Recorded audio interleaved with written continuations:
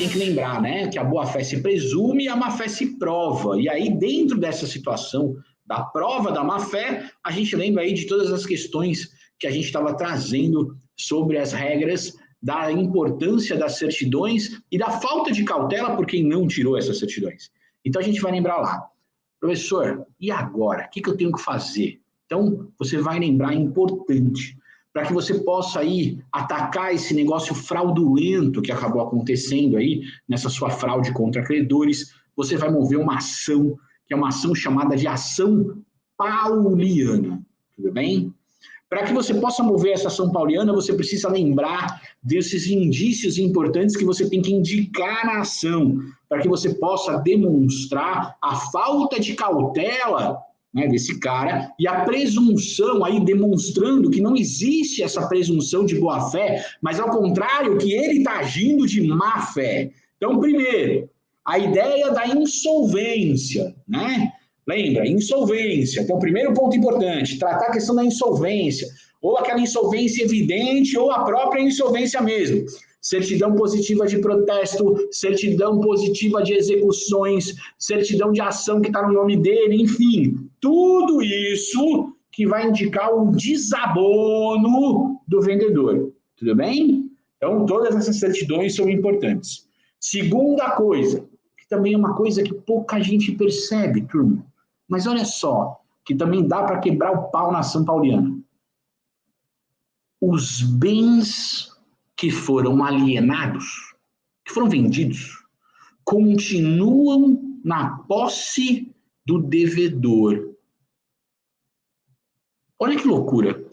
Vamos imaginar que eu vendi um imóvel para você.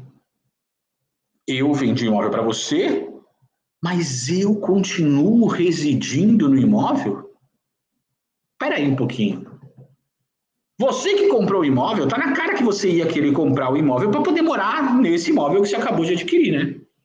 Se isso não acontece, é provável que tenha acontecido o que a gente chama de simulação de venda. Para que esse imóvel não responda pela dívida. Simulação. Pegamos aqui. Tudo bem? Se a gente for lá no artigo 67 do Código Civil, a gente vai ver que esse negócio jurídico simulado, ele é nulo. E aí a gente move uma ação declaratória para poder demonstrar isso, lembrando que essa situação jamais prescreve. Tudo bem? Essa ação declaratória é imprescritível. Beleza? Então, a gente pode fazer isso também. Tem uma outra situação. O vendedor que está devendo aí na praça e o cara que está comprando o imóvel são parentes, ou tem uma ligação, seja de amizade, seja de parentesco, seja comercial, muito forte. É lógico que isso não é uma questão de fraude à primeira vista, mas é um indício muito importante que tem alguma coisa aí que está, né, demonstrando que existe algo errado. Então, isso pode acontecer. E, por fim, turma, é aquela história do preço vil da venda. O que é o preço vil? Quando a gente fala de preço vil, é um preço muito inferior ao valor do mercado que o imóvel é adquirido, né?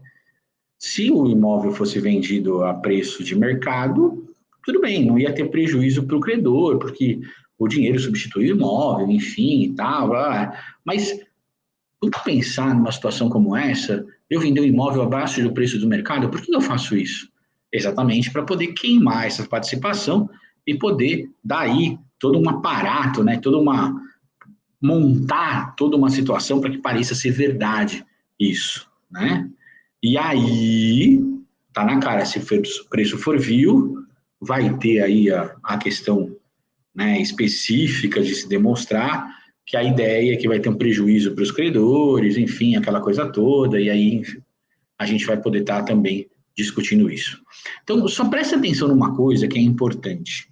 4 pontinhos aqui específicos para poder lembrar. A questão da insolvência, que é um ponto muito importante, né? Para a gente poder discutir. A questão dos bens alienados continuarem na posse do devedor, geralmente também pode acontecer isso. Os parentes, né? A relação de parentesco entre o vendedor que deve na praça e aquele cara que compra o imóvel, tudo bem? E, por fim, o preço vil, tá bom? Que é a questão também que deve ser levada em consideração. Ô, professor, mas eu tenho aqui um problema, né? Porque geralmente o preço que está lá no IPTU do meu imóvel, que diz lá quanto ele vale, não é o mesmo preço do mercado. E se eu vender com o preço do IPTU lá que está lá, isso pode acontecer? Pode. E aí vai ser preço vil? A presunção é que não seja preço vil, tudo bem, turma? Porque você está vendendo com base no que está na lei.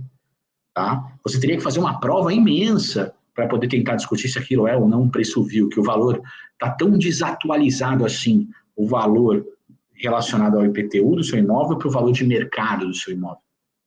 Então, isso poderia estar efetivamente ocorrendo, mas é muito difícil você ter que fazer essa prova, né? Então, cuidado aqui também, que isso é uma forma das pessoas poderem sair. Regra geral, hoje, os preços são parecidos, né?